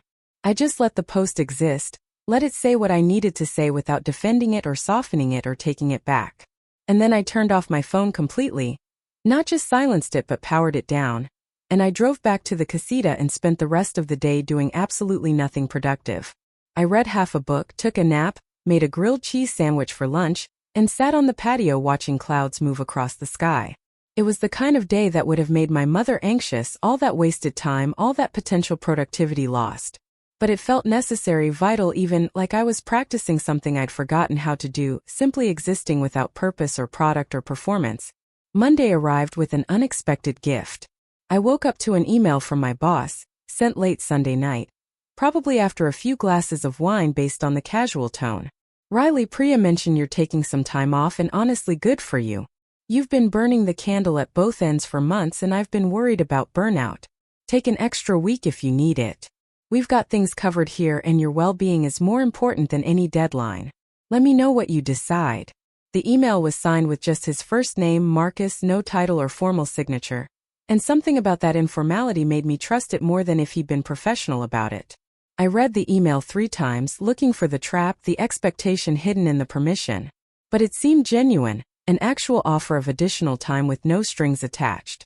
I sat with the decision for most of the morning, weighing the financial implications against the emotional need, the practical concerns against the gut feeling that I wasn't done here yet, that I'd started something I needed to finish before I could go back. By noon I'd made my decision. I emailed Marcus back, keeping it brief. "Thank you. I'll take the extra week. I appreciate this more than you know." Then I contacted the casita owner and extended my reservation through the following Sunday, spending money I definitely didn't have but somehow couldn't bring myself to regret. With the pressure of an immediate return lifted, I felt something shift. The remaining days stopped feeling like borrowed time and started feeling like actual days, mine to fill however I wanted. I spent Tuesday exploring Jerome, an old mining town turned artist colony perched on a hillside above Sedona. The town was full of galleries and wine-tasting rooms and shops selling crystals and jewelry, and it had the kind of eccentric, slightly chaotic energy that comes from people who've opted out of conventional life. I wandered for hours talking to artists about their work, sampling wine I couldn't afford to buy, and generally feeling like maybe there were other ways to live, other templates beyond the one I'd been following. In a small gallery tucked down a side street, I found another piece that stopped me. It was a mixed-media sculpture, a figure made from wire and fabric and found objects, arms outstretched, face turned upward. The title card said Emergence, and the artist's statement talked about the process of becoming visible to yourself, of recognizing your own shape after years of contorting to fit other people's expectations. I stood in front of it for a long time, feeling seen by an inanimate object in a way I rarely felt seen by actual people. The artist was there, a woman maybe in her 60s with silver hair and paint-stained hands, and she asked if I had any questions. I said, "How did you know? How did you know what this felt like?" And she smiled and said, "Everyone knows what this feels like. Most people just don't talk about it." Wednesday, I finally turned my phone back on. The notifications were overwhelming. Over 200 messages accumulated over 2.5 days. I scrolled through them quickly, not reading in depth, just getting a sense of the temperature. My mother had called 17 times and left 8 voicemails. Tori had sent a long text message that started with "I can't believe you're doing this," and ended with "You're being incredibly selfish." Various aunts and cousins had weighed in with their opinions, most of them variations on family first and this isn't how we handle things. But mixed in were other messages, ones I hadn't expected. My college roommate saying she was proud of me. My coworker Priya saying she'd been watching my posts, and they'd inspired her to set some boundaries in her own life. My father again, simply saying "I love you and I'm here when you're ready." The message that surprised me most was from my high school best friend, someone I hadn't talked to in years after we'd drifted apart in college. She'd sent a long message about how she'd been following my Sedona posts, how they'd made her think about her own life, how she'd realized she'd been making herself small for years to accommodate her husband's career and her in-laws' expectations. She was considering divorce, she said, and my posts had helped her see that it was okay to choose herself, that it wasn't selfish to want to be visible in your own life. I didn't know how to respond to that. The weight of knowing my small act of disappearance had given someone else permission to consider a much bigger one. So I just sent back, "I see you. You deserve to be happy," and left it at that. I spent Thursday writing responses to the messages that seemed to actually warrant them, ignoring the ones that were clearly just performances of concern or judgment. I called my father back and we talked for 40 minutes about nothing particularly important, just regular conversation that felt extraordinary because it didn't include any agenda or expectation. He told me about a bird feeder he'd installed in the backyard, and how the neighborhood cats were extremely frustrated by it. I told him about the hiking and the bad paintings and the expensive pasta. Neither of us mentioned my mother or Tori or the Facebook post that had apparently caused a minor family crisis. We just talked, and at the end he said, "Take care of yourself, kiddo. That's all I want." And I believed him. I didn't call my mother. I wasn't ready for that conversation, wasn't sure I ever would be. Instead, I wrote her a letter. An actual physical letter on stationery I bought at a gift shop that had little red rocks printed along the bottom. The letter wasn't long, maybe a page and a half, and it wasn't angry or accusatory. It was just honest. I wrote about feeling invisible. I wrote about learning about Tori's grad school acceptance from Aunt Beth at a barbecue. I wrote about all the times I'd needed support and hadn't asked for it because I'd learned that asking was pointless. I wrote about how I was working on forgiving her but also on not needing her approval anymore, on building a life where my worth wasn't dependent on whether she noticed me. I ended with, "I hope you can be happy for Tori without erasing me. I hope you can see that you have 2 daughters, both of whom deserve your attention. I hope we can find a way forward that doesn't require me to disappear. But if we can't, I need you to know I'll be okay. I'm learning how to be okay without you." I addressed the envelope, bought a stamp, and dropped it in a mailbox outside the post office. It would arrive next week after I was already back in Portland, which felt like the right timing. I didn't want to be available for the immediate reaction, didn't want to field the phone call or the visit or whatever response it generated. I just wanted to say what I needed to say, and let it exist in the world without having to defend or explain or soften it. Friday and Saturday blurred together. 2 days of the same peaceful routine I'd fallen into. Morning coffee on the patio watching the light change on Cathedral Rock. A hike, different trail each time, pushing my body to remember it could do hard things. Afternoon rest, reading or painting or just sitting. Evening exploration, dinner in town or cooking at home, and then early to bed. It was simple, almost boring, and it felt like the opposite of my regular life where every minute was scheduled and every action had a purpose. This was purposelessness elevated to art form and I was getting good at it. Saturday evening I did something I'd been planning all week. I drove back to that overlook where I'd watched the sunrise and I went to watch the sunset instead. This time I was alone. No photographers or other tourists. Just me in the valley and the slowly changing light. I brought my cheap watercolors and the remaining paper from my pad, And I tried to paint what I was seeing, even though I knew I didn't have the skill to capture it. The results were predictably terrible, muddy colors and clumsy brushstrokes that bore little resemblance to the glory happening in front of me. But there was something perfect about that, about trying to hold on to something you knew you couldn't hold, about making the attempt anyway. When the sun was almost gone and the light was fading fast, I took my last photo of the trip. Not a landscape, not a selfie, but a picture of my hands holding the watercolor painting, with the actual sunset visible in the background. The contrast was striking, the amateur attempt and the effortless reality, and something about it felt true to everything I'd learned here. I posted it with a final caption. Last night in Sedona. Tomorrow I go back to regular life, but I'm not going back as the same person who left. I'm taking with me the knowledge that I can choose myself, that I can disappear when I need to, that my presence or absence matters even when no one's paying attention. Especially then. Thank you to everyone who followed along. Thank you to those who reached out with kindness. And thank you to those who showed me exactly why I needed to leave. I see all of you. More importantly, I see myself. Sunday morning, my last morning in the casita. I woke up before my alarm and lay in bed for a while, memorizing the room. The way the light came through the windows, the texture of the stucco walls, the sound of wind moving through juniper trees outside. I was trying to hold on to it, to pack it away somewhere I could access when I was back in my apartment above the coffee shop, back at my desk designing marketing materials, back in the machinery of a life that hadn't felt like mine for a long time. I made coffee one last time in the kitchen with turquoise cabinets, carried it out to the patio one last time, sat in the metal chair facing Cathedral Rock one last time. The rock looked the same as it had every other morning, which was somehow comforting. Whatever crisis I was having, whatever changes I was making, the rocks didn't care. They'd been here for millions of years and they'd be here for millions more, utterly indifferent to human drama. I spent the morning cleaning the casita, washing dishes and making the bed and sweeping red dirt from the tile floors. I didn't have to clean, the listing had said housekeeping would take care of it, but I wanted to leave it better than I'd found it. I wanted to acknowledge that this place had given me something. Space to breathe and time to think and permission to be someone other than who everyone expected. By noon my car was packed and I was standing in the doorway taking one last look around. The casita already felt like it belonged to someone else, like my brief occupation had left no mark. In a few hours someone else would be checking in, starting their own journey, and the space would adapt to hold their story the way it had held mine. The drive back to Portland took 2 days. I could have pushed through in one long brutal stretch, but I wasn't ready to be home yet. I wasn't ready to face whatever was waiting for me there.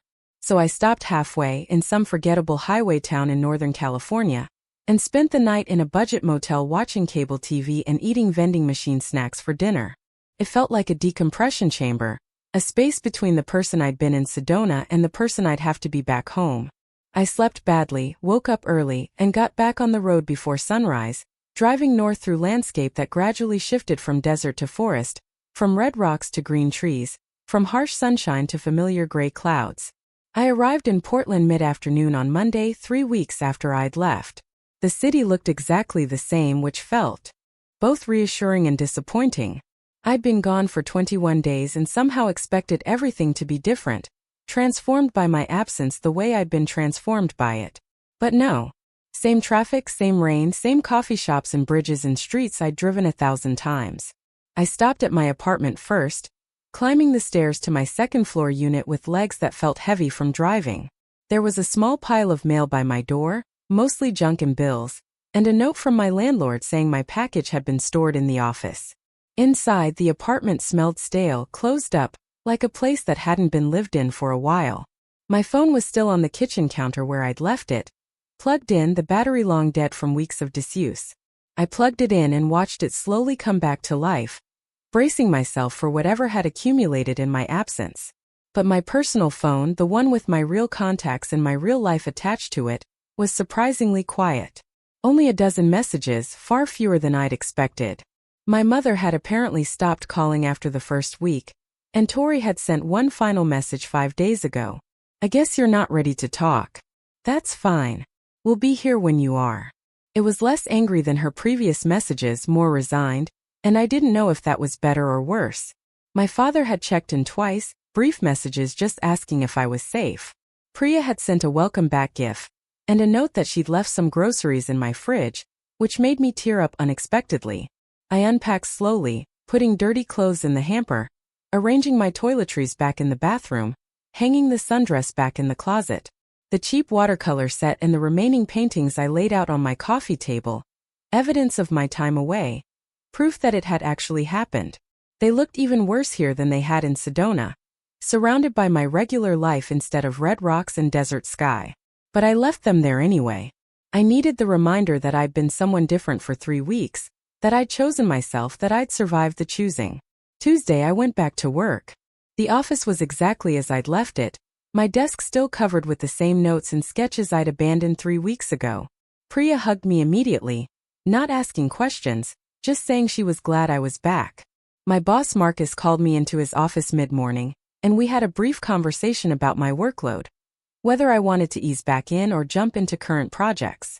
I said I was ready to work and he said okay, but to let him know if that changed. The kindness surprised me. I'd expected judgment or at least curiosity, but everyone just seemed to accept that I'd needed time and now I was back. At lunch, I finally opened the messages from my family. My mother had sent a text the day before, brief and formal. I received your letter. I don't agree with everything you said, but I'm willing to talk about it when you're ready.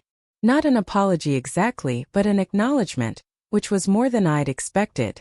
Tori had sent something similar. I didn't realize you felt that way.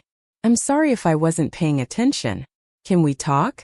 The messages were careful, guarded, like they were afraid of saying the wrong thing and pushing me further away. I appreciated the caution even as I resented needing it. I responded to both of them the same way. I'm back in Portland. I need some time to adjust. Let's plan to talk next week. Then I put my phone away and went back to work, designing a logo for a startup that would probably fail within a year, and feeling grateful for the mundane distraction. That week passed in a strange blur. Regular life resuming its regular rhythms, but with an undercurrent of something different. Something changed that I couldn't quite name. I went to work, came home, made dinner, watched TV, slept. Normal things, boring things, the same things I'd been doing before Sedona. But they felt different now, or maybe I felt different doing them. I said no to things I would have automatically said yes to before. When a coworker asked if I could stay late to help with a rush project, I said I had plans even though my plans were just going home and reading.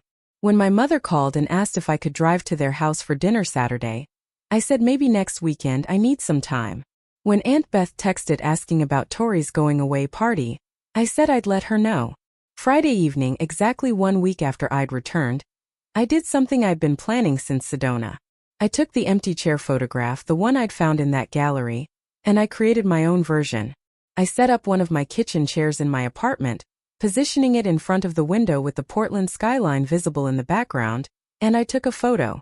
The chair was empty, positioned exactly in the center of the frame, and the message was clear. This is where I was. This is the space I held. This is what it looks like when I'm not there. I posted it to Instagram with the caption, "Placeholder." I spent a lot of years being the empty chair in other people's photos. I'm learning to be the photographer instead. The response was immediate, but this time I didn't watch it accumulate. I posted the photo and then I closed the app and I went about my evening, making pasta and watching a movie I'd been meaning to see and going to bed at a reasonable hour. When I checked the next morning, there were over 300 likes and 87 comments. Most were supportive, variations on powerful and this resonates. Some were confused, asking what I meant or if I was okay. And some were from family members, carefully worded expressions of love and regret and hope that we could work things out. I read all of them and I felt something soften in my chest, not forgiveness exactly, but maybe the beginning of it, the possibility that we could find a way forward that didn't require me to stay invisible. Saturday afternoon I called my mother. She answered on the first ring, and her voice was careful, measured, like she'd been practicing what to say. "Riley, honey. How are you? It's good to hear from you." We talked for 30 minutes, longer than we'd talked in years. I told her about Sedona, about the hiking and the painting and the space I'd needed. She told me about Tori's preparations for Boston, about helping her look at apartments online, about her own anxiety about having her youngest daughter move so far away. And then, carefully, we talked about my letter. She didn't apologize exactly, didn't admit to everything I'd accused her of, but she acknowledged that maybe she hadn't been as present for me as she should have been. That maybe she'd taken my independence as disinterest, that maybe she'd made assumptions about what I needed without asking. It wasn't everything I wanted, but it was something. It was a start. At the end of the call, she asked if I'd come to Tori's going-away party the following weekend. "Your sister really wants you there," she said. "I think it would mean a lot to her." I sat with the question for a moment, feeling the old patterns pulling at me, the instinct to say yes, to smooth things over, to be the dependable one who shows up. But I also felt something new, a different pull, the knowledge that I could choose something else. "I'll think about it," I said finally. "I'll let you know by Wednesday." The fact that I didn't immediately agree seemed to surprise her, but she recovered quickly. "'Kay," she said. "That's fair. Just let us know." We hung up, and I sat on my couch staring at my phone, trying to figure out how I felt. Not angry anymore, not hurt exactly, just tired. Tired of being the one who always bent, always accommodated, always made it easy for everyone else. Sunday I met Priya for coffee. We went to a place in my neighborhood. One of those aggressively Portland spots with exposed brick and Edison bulbs and pour-over coffee that took 10 minutes to make. We got a table by the window and I told her everything, the whole story from the barbecue to Sedona to coming back. She listened without interrupting, just nodding occasionally, and when I finished she was quiet for a moment. Then she said, "I'm proud of you. Not a lot of people would have done what you did. Not a lot of people would have chosen themselves like that." I asked what she meant and she said, "Most people, when they feel invisible, they just make themselves louder. They demand attention, they make scenes, they force people to see them. But you did the opposite. You removed yourself completely. You made them reckon with your absence. That takes real strength." I hadn't thought about it that way, as strength rather than weakness or avoidance. But maybe she was right. Maybe disappearing hadn't been running away. Maybe it had been the most honest thing I could have done. The truest expression of how I'd been feeling for years. We talked for 2 more hours about work and life and her own family dramas, and by the time I walked home, I felt steadier somehow, more grounded in the decisions I'd made. That evening, I made my final decision about Tori's party. I would go, but on my terms. I would show up for an hour, give her a gift I'd already picked out, wish her well, and leave. I wouldn't stay for the whole event, wouldn't help clean up, wouldn't let myself get pulled into the role of supporting cast member in her story. I would be there, visibly there, and then I would choose to leave. Wednesday morning I texted my mother. "I'll be at the party Saturday. I'll arrive at 2 and leave by 3. Looking forward to seeing everyone." The response came quickly. "That's wonderful, honey. We're so glad you're coming. Tori will be thrilled. See you Saturday." I put my phone away and went to work. And for the first time in weeks I felt like maybe I could do this. Maybe I could maintain the boundaries I'd discovered in Sedona. Maybe I could be part of my family without disappearing into them. Maybe I could be visible on my own terms. Saturday arrived and I spent the morning preparing myself emotionally for what felt like walking back into enemy territory.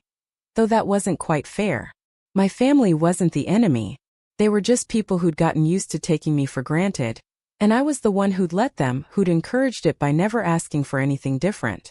I dressed carefully, not too casual but not trying too hard. And I drove to my parents' house in northeast Portland, arriving at exactly 2 o'clock. The driveway was full of cars and I could hear voices and music coming from the backyard. I sat in my car for 3 minutes, breathing, reminding myself that I could leave whenever I wanted, that I was choosing to be here but also choosing my limits. When I walked into the backyard, the party was in full swing. Tori was holding court in the center, surrounded by friends and relatives, talking animatedly about her plans for Boston. My mother was flitting around making sure everyone had drinks and food, and my father was manning the grill, flipping burgers with the focused intensity of someone grateful to have a concrete task. I stood at the edge of the patio for a moment, watching, and I realized something. I could see all of them clearly, could see the dynamics and patterns and roles everyone was playing. But more importantly, I could see myself standing apart from it, observing rather than automatically joining. That distance, that space between me and them, felt like the most valuable thing I brought back from Sedona. Tori saw me first and her face lit up in genuine surprise and pleasure. "Riley," she said, crossing the patio quickly and pulling me into a hug that I returned somewhat stiffly. I wasn't ready to pretend everything was normal, but I wasn't ready to be cold either. "I'm so glad you came," she said, pulling back and looking at me with something that might have been guilt or might have been relief. I wasn't sure you would. I almost didn't, I said honestly. But I wanted to wish you luck before you leave. We stood there for an awkward moment, neither of us quite sure what to say next. Then I handed her the gift I'd brought, a small package wrapped in blue paper. She opened it immediately, pulling out a leather journal I'd picked out specifically for her. For your Boston adventures, I said. So you can document everything. She looked at the journal and then at me, and her eyes got a little wet. Thank you, she said quietly. This is really thoughtful. We stood there for another moment and then she said, I'm sorry. About not telling you about grad school. About not inviting you to help plan all this. I didn't realize, she paused, searching for words. I didn't realize I was leaving you out. I just thought you were busy, that you had your own life and didn't want to be involved in mine. I could have corrected her, could have explained all the ways she was wrong, could have listed every instance of thoughtlessness and exclusion. But I didn't. I just said I did have my own life. I still do. I'm just learning that having my own life doesn't mean I have to be invisible in yours. She nodded like she understood, though I wasn't sure she did. But it was enough for now. It was a start. I made my rounds after that, talking briefly with relatives, accepting hugs from aunts, making small talk with cousins. My mother pulled me aside at one point and said, "Thank you for coming. I know this wasn't easy." I nodded and said, "I'm glad I'm here." And I meant it, sort of. I was glad I'd come. Glad I'd shown up on my own terms. Glad I was proving to myself that I could be part of this family without losing myself in the process. At exactly 3 o'clock, I found Tori again and gave her a final hug. "Good luck in Boston," I said. "You're going to do amazing things. Call me if you need anything." And then I left, walking back through the house and out to my car while the party continued without me. Driving home, I felt something I hadn't expected. Not sadness or anger or even relief. Just clarity. I could see my family for who they were, flawed and thoughtless sometimes but not malicious, not intentionally cruel. And I could see myself too, finally, as someone who deserved to be seen, who deserved to take up space, who deserved to choose herself without apology. The distance between who I'd been and who I was becoming felt vast, unbridgeable maybe. But it also felt necessary, like I'd had to disappear completely to learn how to be present on my own terms. I went home to my apartment above the coffee shop, made dinner for one, and spent the evening on my couch with my laptop, looking at the photos from Sedona. The red rocks, the empty chair, the terrible watercolors, the sunset views. Evidence of 3 weeks when I'd chosen myself, when I'd been invisible to everyone except the person who mattered most. The weeks that followed Tori's party settled into a rhythm that felt both familiar and entirely new. I went to work, came home, lived my life in ways that looked exactly like they had before Sedona, but the internal landscape had shifted so dramatically that nothing felt quite the same. I started saying no more often, not defensively or apologetically, just as a simple statement of preference. When my mother called asking if I could help Tori pack for her move, I said I had plans. When a coworker asked if I could take on extra projects because I was so reliable, I said my plate was full. Each no felt like a small revolution, a tiny reclamation of time and energy I'd been giving away freely for years without realizing I had a choice. Tori left for Boston 3 weeks after the party, and the family group chat exploded with photos of her new apartment, messages about helping her get settled, discussions about who would visit when. I watched it all from a distance, contributing the occasional supportive comment but not engaging with the same intensity one might have before. My mother called me the day after Tori left, her voice thick with emotion about her baby being so far away, and I listened and made appropriate sympathetic sounds, but I didn't offer to drive up and keep her company or suggest we plan a mother-daughter trip to visit Tori. I just let her feel her feelings without making them my responsibility to fix. Work became surprisingly interesting once I started treating it as something other than just a placeholder for my real life. I'd been coasting for months, maybe years, doing good work but never exceptional work, never really pushing myself because I'd been too depleted by family obligations and emotional labor to have anything left over for actual ambition. But now, with boundaries in place and energy to spare, I found myself caring again about projects, pitching ideas, staying late not because someone asked me to but because I was genuinely interested in solving a design problem. Marcus noticed, commenting one afternoon that whatever I'd done in Arizona had clearly agreed with me, and I should consider taking time off more often if this was the result.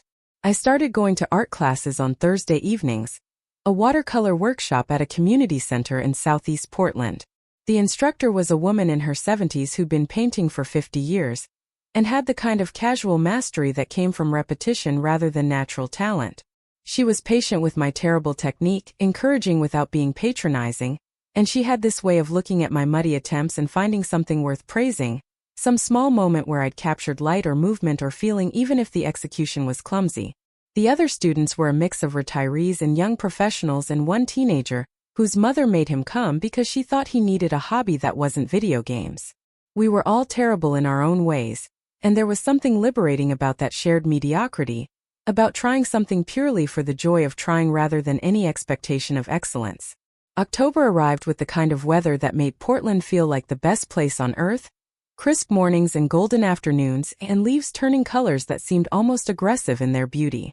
I started taking walks during my lunch break, leaving the office and wandering the blocks around downtown, watching the city prepare for fall.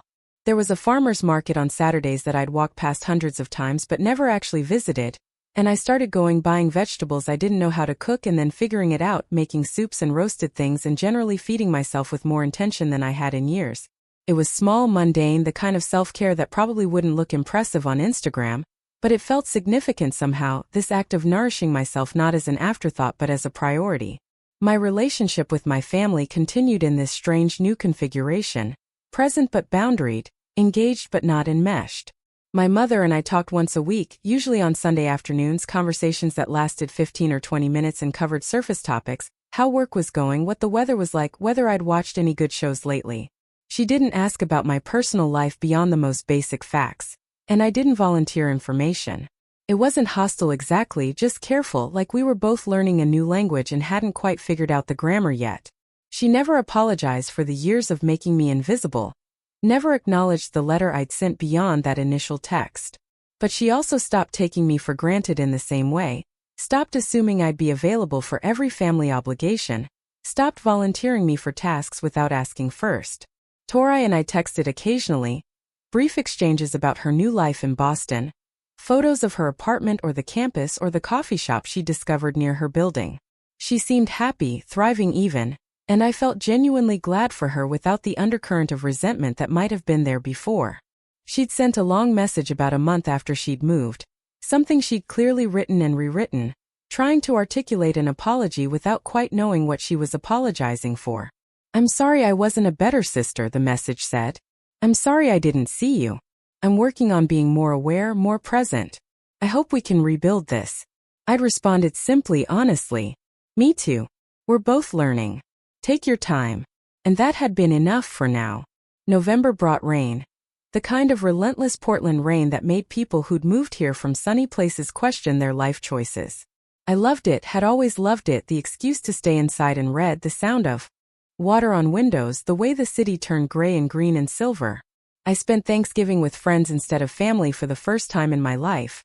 A Friendsgiving potluck at Priya's apartment where we ate too much food and played board games and nobody asked about my family or why I wasn't with them.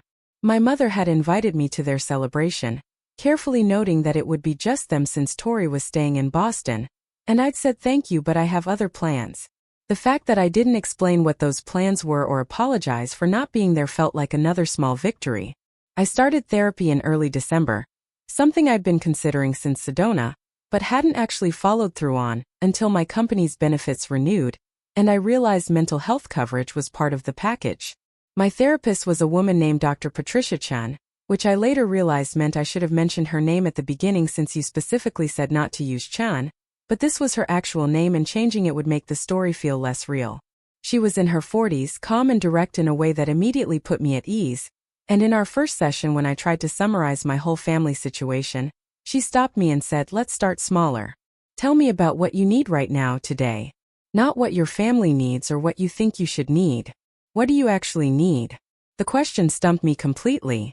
I sat there for probably 2 full minutes, my mind completely blank, before I finally said, "I don't know.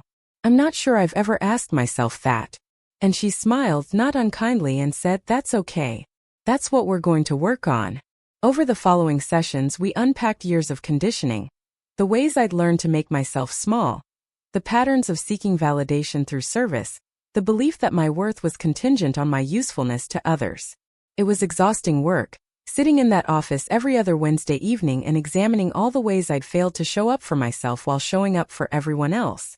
But it was also clarifying, giving me language for things I'd felt but couldn't articulate, helping me see that my disappearance to Sedona hadn't been dramatic or selfish, but actually a completely reasonable response to being systematically erased. Christmas approached, and with it the usual family expectations and obligations. My mother called in early December to discuss plans, assuming I'd be coming for Christmas Eve dinner and Christmas morning and probably helping with preparations and definitely bringing a dish to share. I let her finish outlining the schedule before I said, "I'm not sure yet what my plans are. I'll let you know by the 15th. The silence on the other end of the line was heavy enough that I could feel it through the phone. "You're not sure?" she said finally. "Riley, it's Christmas. Of course you'll be here. It's not a question." I took a breath, remembered Dr. Chen's voice reminding me that no was a complete sentence. "I understand that's what you're expecting," I said. "But I need some time to decide what I want to do. I'll let you know in a week." I ended up compromising, which Dr. Chen said was fine as long as it was a genuine compromise rather than capitulation disguised as compromise. I agreed to come for Christmas Eve dinner but not Christmas morning, explaining that I was starting my own tradition of spending Christmas Day alone with books and bad movies and absolutely no obligations. My mother didn't understand, said it seemed lonely, said family was what Christmas was about. I said it sounded perfect to me and left it at that. Christmas Eve was actually pleasant, surprisingly so. I arrived at 6, bearing the chocolate chip cookies I'd made that afternoon, and I stayed until 9, participating in the traditions without feeling consumed by them. Tori called from Boston and we all crowded around the phone talking to her, and I felt genuine warmth hearing her voice without the complicated tangle of resentment and obligation I might have felt 6 months earlier. On Christmas morning, I woke up in my own apartment too. Complete silence, and it felt like the best gift I could have given myself. I made coffee and sat by my window watching the rain and reading a novel I'd been saving for exactly this kind of uninterrupted time. Around noon I made scrambled eggs and toast, and I ate them slowly while watching a movie I'd seen a dozen times before. My phone buzzed occasionally with Merry Christmas messages from various people, and I responded to some and ignored others, and the fact that I could make that choice without guilt felt revolutionary. In the evening, I FaceTimed with my college roommate who was spending the holiday with her family in Wisconsin, and we talked for an hour about nothing particularly important, just the comfortable rambling conversation of people who'd known each other long enough that silence wasn't awkward. The new year arrived with the usual flurry of resolutions and fresh start energy that I'd always been skeptical of but found myself caught up in anyway. I sat down on January 1st and made a list not of things I wanted to achieve but of things I wanted to feel. I wanted to feel visible. I wanted to feel like my time was my own. I wanted to feel connected to people without feeling consumed by them. I wanted to feel creative without the pressure of being good. I wanted to feel like I could disappoint people and survive it. The list was modest, achievable maybe, and I put it on my bathroom mirror where I'd see it every morning. Dr. Chan said this was a good practice, reminding myself daily of what I was working toward. January and February passed in that particular kind of gray winter monotony that defined Portland from November through March. Work was busy, which I appreciated, keeping me engaged and distracted from the weather. I kept up with my art classes, my weekly therapy sessions, my Sunday phone calls with my mother that remained cordial but superficial. Tori was thriving in Boston, sending photos of snow and symphonies and late nights at practice rooms. She seemed happy, genuinely happy, in a way that didn't require my support or sacrifice. I was happy for her, and more importantly, I was happy for myself too, building a life that felt substantial even if it wasn't particularly dramatic or Instagram-worthy. In March, something unexpected happened. I got promoted at work, a small promotion but a real one, moving from senior designer to design lead with a modest salary increase and actual authority over projects. Marcus called me into his office to tell me, explaining that the team had voted unanimously for me, that they appreciated how I'd stepped up over the past few months, how my work had become more confident and innovative. I'd like to say I accepted graciously, but honestly, I started crying right there in his office, overwhelmed by the recognition I hadn't realized I'd been craving. He handed me a box of tissues and said, "You deserve this, Riley. You've earned it." And I believed him. I called my mother that evening to share the news, and her response was everything I might have hoped for 6 months ago but had stopped expecting. "That's wonderful, honey," she said. And her voice was warm, genuine. "I'm so proud of you. Tell me everything about it." We talked for 40 minutes, longer than our usual Sunday calls. And she asked questions and listened to the answers and didn't once mention Tori or redirect the conversation to someone else's achievements. When we hung up, I felt something shift again. Another small recalibration of our relationship. She was learning slowly how to see me, and I was learning how to let her, without needing her approval to feel valid. Spring arrived gradually, the way it always did in Portland, not a sudden transformation but a slow greening, crocuses pushing through mud, cherry blossoms appearing on trees seemingly overnight, the days getting longer in increments so small you didn't notice until suddenly it was light until 7 in the evening. I started running in the mornings before work, something I'd never done before. Had never thought I was the kind of person who did. I was slow in my form. Was terrible and I had to stop frequently to catch my breath, but there was something meditative about it, the repetition of feet on pavement, the gradual building of stamina, the proof that my body could do hard things if I gave it time and patience. In April, I did something that felt impossibly brave. I booked another trip, just a long weekend back to Sedona. I'd been thinking about it for months, wondering if the place would feel the same, if I'd built it up in my memory into something more significant than it actually was. I told no one I was going, not my family or my friends or even Dr. Chan, though I'd tell her about it later. I just quietly requested the time off, booked a cheap flight, rented a different casita from the one I'd stayed in before. This time I knew what I was doing. This time I wasn't running from anything. I was just returning to a place that had helped me find myself, to see if I could feel that way again. The casita was smaller than the first one, tucked into a hillside with a view of Thunder Mountain instead of Cathedral Rock. I arrived late Friday evening and spent Saturday hiking trails I'd done before, retracing my steps from 10 months ago. The desert looked different in spring, greener somehow with wildflowers scattered among the red rocks, cactus blooming in unexpected colors.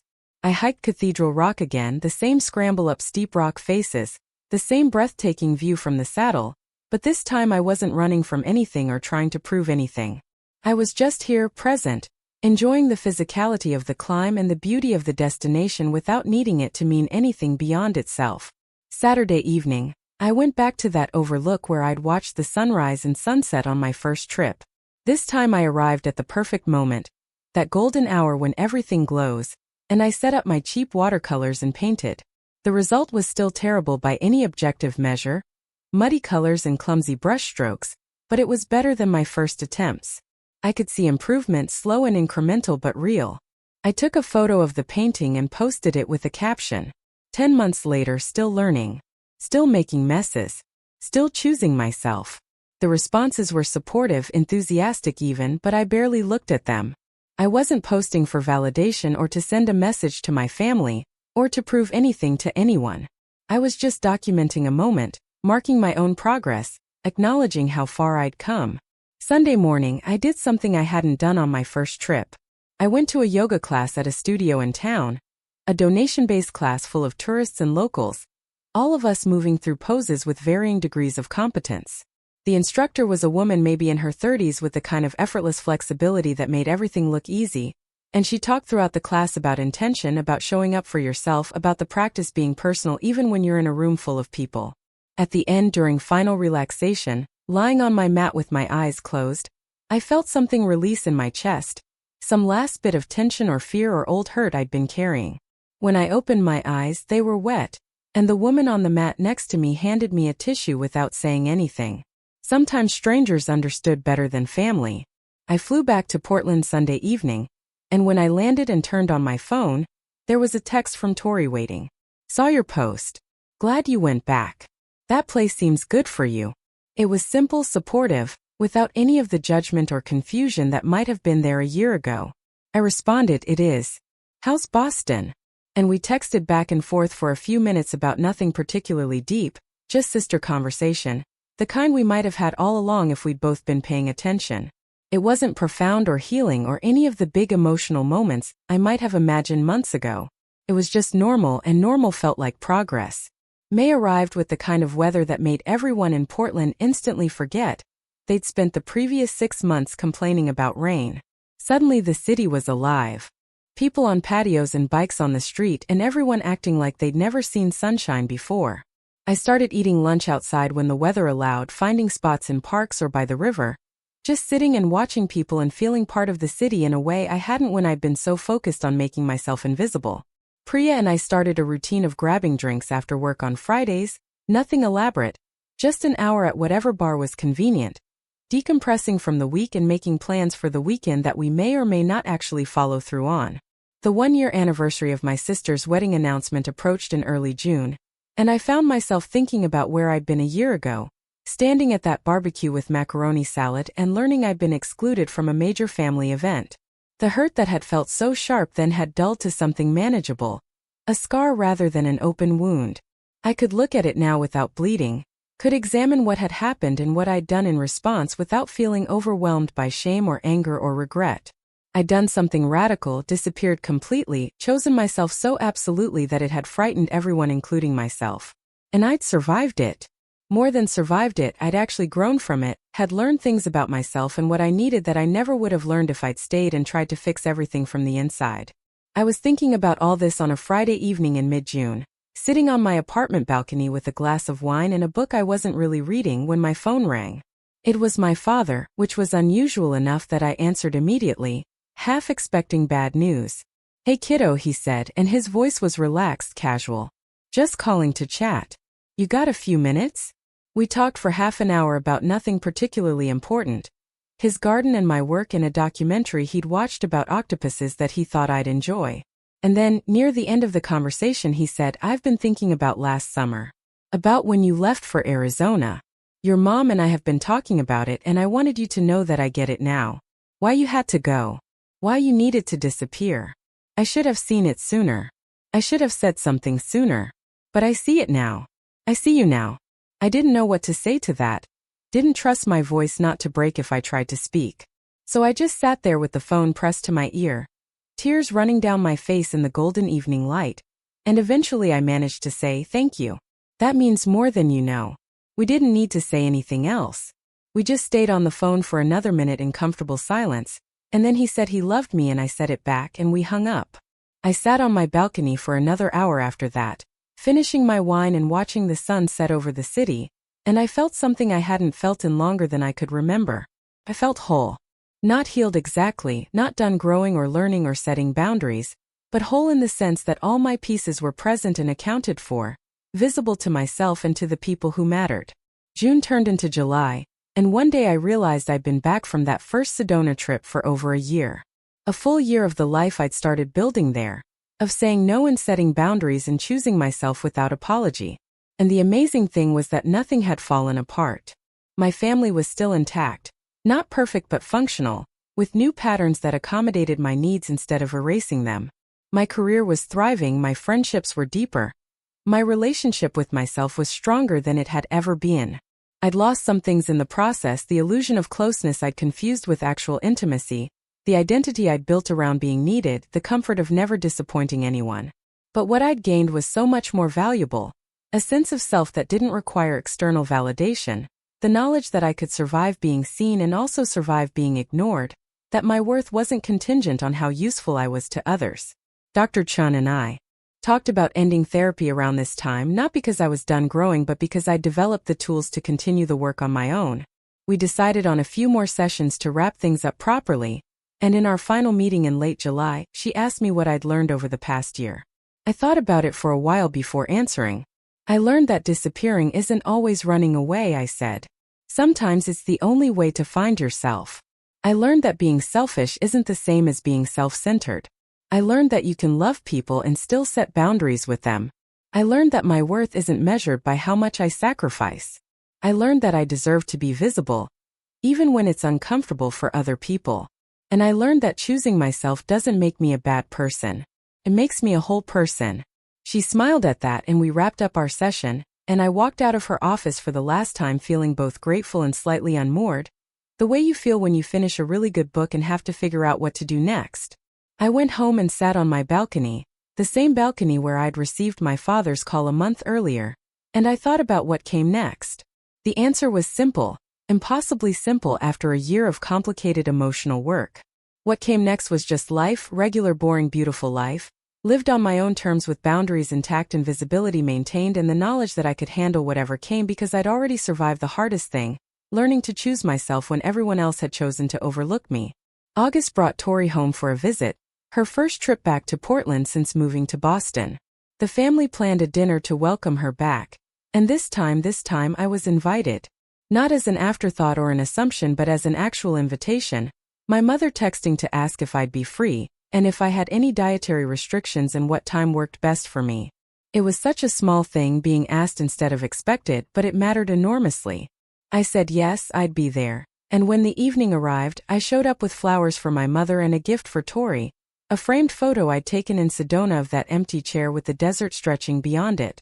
She looked at it for a long time before saying, "This is beautiful. What made you think of me?" And I said, "Honestly, because I wanted you to understand what it felt like when you forgot about me. But also because I wanted to give you something that mattered, something real." We talked for a long time that evening, Tori and I, longer than we talked in years, maybe ever. She told me about Boston, about the program and the pressure, and the loneliness of starting over in a new city where you don't know anyone. She told me about calling our mother 3 times a week, about needing that connection even though she'd moved away to establish independence. And I told her about Sedona, about the silence and the space and the slow work of learning to be visible to myself first before I could be visible to anyone else. We didn't solve everything. We didn't have some dramatic breakthrough where all our issues dissolved. But we saw each other, really saw each other, maybe for the first time. And that felt like enough. That felt like a beginning. The rest of summer passed in that pleasant haze that Portland summers always had, too short and too perfect to take for granted. I kept painting, kept running, kept building a life that felt increasingly like mine rather than some compromise between what I wanted and what everyone else expected. I started dating someone in September, a guy I met at my art class who was even worse at watercolors than I was, and we bonded over our shared incompetence and went for coffee and then for hikes and then for dinner, and it was easy in a way my previous relationships never had been. He didn't need me to be anything other than exactly who I was, and I didn't need to make myself smaller to accommodate him, and that felt revolutionary in its simplicity. Fall arrived with its usual dramatic display, leaves turning colors that seemed photoshopped, the air crisp enough to make you want to wear sweaters and drink hot things. I took Tori to the airport when she flew back to Boston in late September, and at the security checkpoint she hugged me tight and said thank you, for showing me that it's okay to be difficult sometimes, for teaching me that love doesn't mean making yourself disappear. I'm still learning, but I'm trying. I hugged her back and said, "Me too. We're both still learning. And that's okay." We watched her go through security and disappear into the terminal, and I drove home feeling lighter somehow, like I'd set something down that I'd been carrying for both of us. The holidays approached again, my second round since Sedona, and this time the negotiations around time and presence felt more natural, less fraught. I'd attend some events and skip others. I'd help with some things and decline others. I'd be present for my family without being consumed by them, and they'd grown to accept that this was how things were now. Not perfect, not the way my mother had probably imagined family relationships should be, but honest and sustainable and actually working better than the old pattern ever had. On Christmas Eve, sitting around my parents' table with food and conversation and genuine warmth, I looked around and realized something. I was here. Fully here. Not hiding, not disappearing, not making myself small. Just present, visible, taking up space without apology. And everyone could see me. More importantly, I could see myself. Later that night, back in my apartment, I pulled out my journal and wrote about the past year and a half, about the journey from that barbecue where I'd learned about the wedding to this moment of sitting at my family's table feeling fully myself. I wrote about Sedona and therapy and boundaries, and all the small daily choices that had added up to a completely different life. And then I wrote one final entry, a letter to myself, the Riley who'd sat in her car with terrible coleslaw feeling erased from her own family. I wanted to tell her that it would get better, that the pain would fade, that choosing herself wouldn't destroy everything like she feared. I wanted to tell her that disappearing wasn't weakness or drama or selfishness. It was survival. It was the bravest thing she'd ever done. And on the other side of it, she'd find herself, whole and visible and finally free. Up next, you've got 2 more standout stories right on your screen. If this one hit the mark, you won't want to pass these up. Just click and check them out.